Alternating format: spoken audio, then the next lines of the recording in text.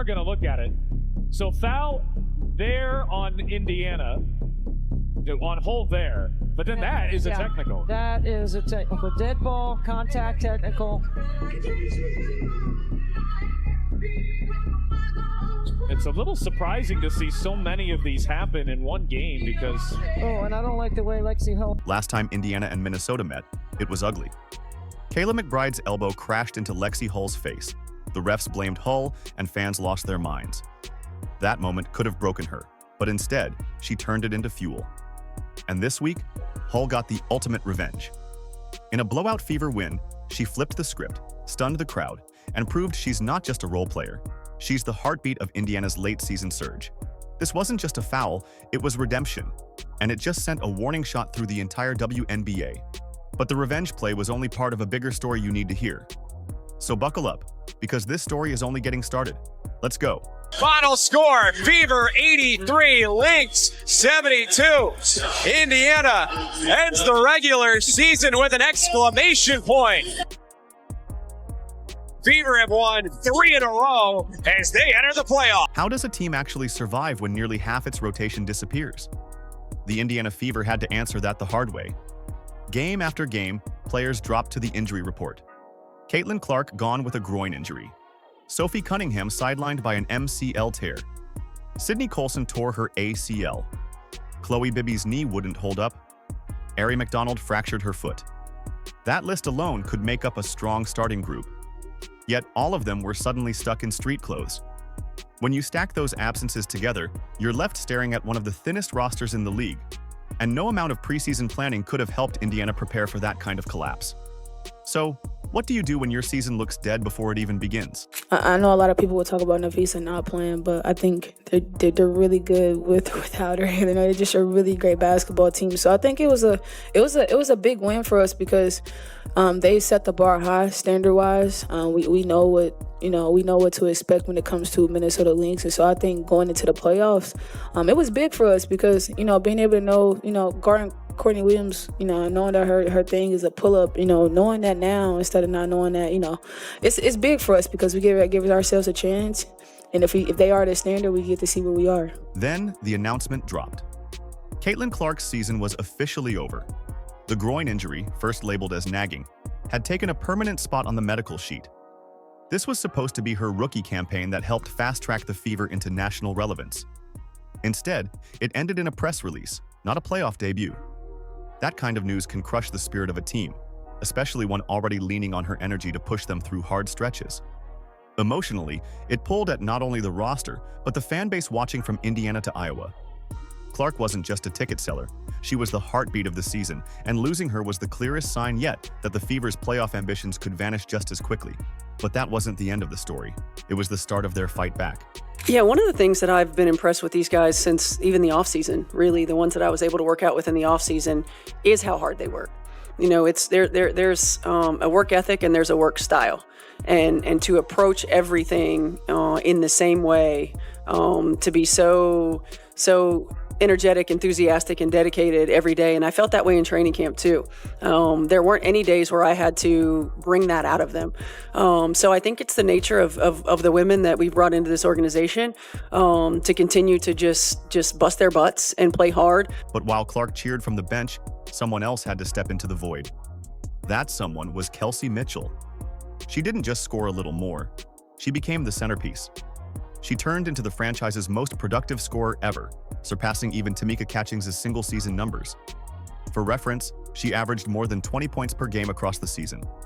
20 every night while carrying the ball-handling duties while defenses doubled her, while scout reports screamed her name at the top. Mitchell provided the offensive punch that kept the Fever's hopes alive when they should have flatlined. And the records she broke? They were only the beginning of her takeover. All the other things like offensive rebounding that she can do. Knocked away. Boston comes up with a steal. Here is Mitchell veering through the paint and lays it in. She's so quick, and especially when she gets out in the open floor, you'll see her coming down. The quick left to right crossover just gets by. I thought she was sprinting. I didn't think she was lumbering. It was a lumber sprint. Up for the big girl. Mitchell like a blur. Boston handled the other side of that responsibility. Scoring a steady 15 a night while pulling down more than 8 rebounds over her last 10 games doesn't just show effort, it shows reliability. In a season choked by absences, she gave Indiana its anchor. Her ability to body bigger forwards, clear the glass, and keep possessions alive became the team's insurance policy. Whatever mess the lineups turned into, Boston was the stabilizer in the middle. She set a new team record for single-season rebounds.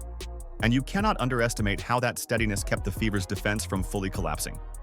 Every great team needs a foundation. Boston made sure Indiana had one. Only 8 teams have ever done that. 7 of them went on to win the title. As Boston gets free and lays it in. She will be on my first team. Boston in the paint, sneaks through 2 and lays it in. So ask yourself, after all that, could this team really still think about a playoff berth? By any logic, the answer should have been no. Yet that's not where the story stopped. Instead of folding, they turned every setback into motivation. The frustration, the constant roster changes, the referees, it all became fuel. Players who were supposed to be role fillers became nightly contributors. Hardship signings put up double-digit performances. Bench players claimed bigger minutes with pride, and just when the Fever should have broken, they caught fire instead. Fever dub with the MVP, okay? Bow, bow, bow! Hell yeah. You already know what it is. Dubs in the chat, you already know what it is. You already know what it is. Let's go to the playoffs and some momentum. The turning point was clear. The Fever stopped seeing the injuries as a death sentence and started treating them as a rallying cry. That shift in perspective changed the way they played, and it reshaped the way fans viewed them. By the time the Minnesota Lynx came into the picture, the circumstances weren't the headline anymore. What mattered was their resilience and how it set the stage for one of the most emotional wins of the season. Why did this win over Minnesota feel like more than just another game? Because it was. Indiana wasn't just finishing out the calendar, they were staring down a team that sat at the top of the standings and had been considered the gold standard of the league all year. This wasn't about pride, it was about survival in the playoff picture. And the Fever didn't blink. They came into the night already locked into the postseason, but with the chance to climb, win, and depending on results elsewhere, the 6th seed was in play. That may not sound like much to a casual fan, but the difference matters. A higher seed means slightly more favorable matchups, a real chance to make noise, and proof you belong at the grown-ups table in the playoffs. And what happened next made sure nobody doubted them again. What makes it even more striking is where the Fever were just a few weeks ago. They had dropped 4 of their last 5. Momentum gone, fan excitement cooling, and national chatter circling back to whether Caitlin Clark's absence had gutted whatever shot they had at steady progress. Teams in that spot often collapse. Instead, Indiana switched gears completely. They strung together 3 straight grind-out wins. Each one a reflection of a roster that had found a way to redefine itself. The third of those was the Minnesota game, and it mattered because it came against a team nobody thought Indiana could handle at this stage. But that game didn't just change their record, it changed their entire identity. Indiana didn't tiptoe into this game, they stormed in. Right from the opening minutes, the Fever delivered a 10-0 run that stunned Minnesota and set the entire tone. It wasn't just the points, it was the confidence, diving for loose balls, rotating like a playoff team, and hitting clean looks that made the Lynx look flat-footed. Fans who tuned in expecting Indiana to struggle saw the exact opposite. For once, the Fever weren't reacting to the opponent's pace, they were dictating it. And that first punch wasn't just symbolic, it was a message. This team had no interest in playing the underdog. But the real question lingered. Could they keep this fire burning across 4 quarters? Or would Minnesota's veteran core eventually push back? That's when the bench stole the spotlight. Odyssey Sims, who wasn't even supposed to be here a month ago, played with the fearlessness of someone who had nothing to lose. She attacked off the dribble, created chaos, and gave Indiana stability when starters rested. Then came Aerial Powers. Hitting threes that didn't just count on the scoreboard, they cracked Minnesota's defense wide open. For fans, these weren't the names you expect to headline a big win, but that's what made it so powerful. The Fever weren't leaning on just one star or one moment, they were discovering depth. And in the WNBA, depth wins playoff games. Every big shot screamed louder than the last. Indiana's so-called weak spots had just become their hidden strength. The backbone of this game, though, was the front court. Aaliyah Boston and Natasha Howard turned the paint into a no-go zone. Boston ripped down boards with 2 defenders draped on her, resetting possessions and fueling transition runs. Howard, with her length and footwork, clogged every lane, altered shots, and left Minnesota's guards second-guessing every drive. For Indiana, this was the missing ingredient they'd been searching for all season. An inside tandem that could steady the team when the game slowed down. And as the Fever's perimeter players gambled on steals, they did so with full trust, because the paint behind them was locked down. It wasn't flashy, but it was dominance. What happened next wasn't just a win, it was history. The Fever's victory over Minnesota locked in their first winning season since 2015. That's nearly a decade of waiting, of rebuild after rebuild, of fans showing up hoping for light at the end of a tunnel that never seemed to end. All of that flipped in a single night. This wasn't about sneaking into the playoffs on a technicality. It was about proving that Indiana had turned a corner. That milestone felt bigger than the box score. It felt like the first real payoff of years of pain, a reminder to the fan base that the Fever were finally back on the map. And as social media lit up, it wasn't just celebration, it was relief.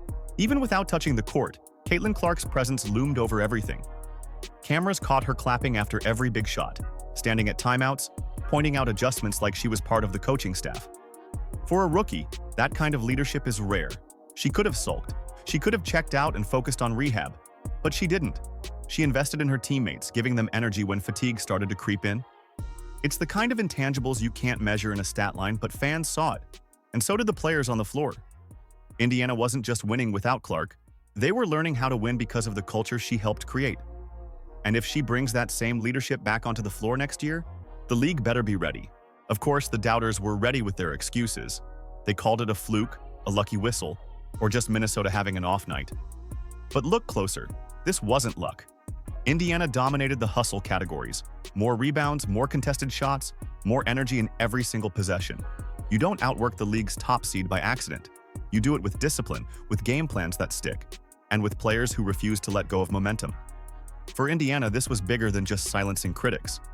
It was about proving to themselves and to the entire WNBA that they belonged in the same breath as contenders. And that's the kind of statement that doesn't fade by the next morning. Then came the personal story within the larger win. For Lexie Hull, this game was about more than standings or milestones. It was about rewriting a narrative. Months ago, she'd been elbowed in the face by Kayla McBride, then insulted by being called for the foul. That injustice stuck with fans, and it stuck with Hull. Against Minnesota, she answered in the best way possible, by locking McBride down possession after possession. She contested every shot, fought for every screen, and refused to be outmuscled. When Hull finally broke through on offense, driving hard and finishing at the rim, it wasn't just 2 points, it was closure, it was redemption. And Fever fans who remembered that first moment couldn't help but feel the satisfaction. If one play could sum up the entire Fever season, it was Hull's late-game crossover. Smooth, confident, fearless, the kind of move that showed how far both she and the team had come. For a player once cast as a victim of bad calls, it was a declaration that she was no longer defined by someone else's whistle. And for the Fever, it was symbolic.